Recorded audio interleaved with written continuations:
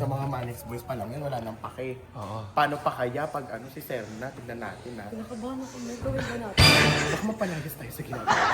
Ikaw kasi, Ina, pag mga tayo ganitong, pinalayas, ikaw sasabihin. mga ganitong oras pa naman inaantok na si Ser. O paano yan? Pag na-tsempohan natin na antok siya, tapos Hindi ko alam sa'yo, ikaw mag-vlog. Tara na natin.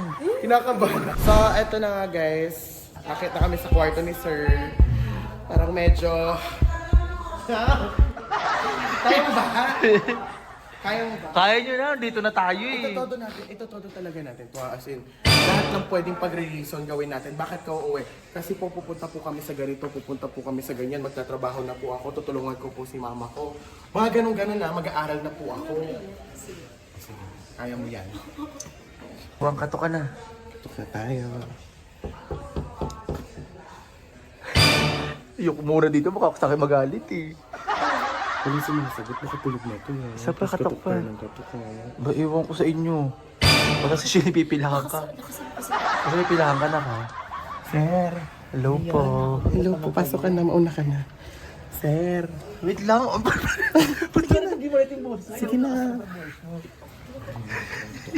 Wala po kaming basura. Hindi kami nagbabasura. Ay, ano ba yun? Hindi, sir. Hindi kami kumukuha ng basura. Ano ba, sulisit?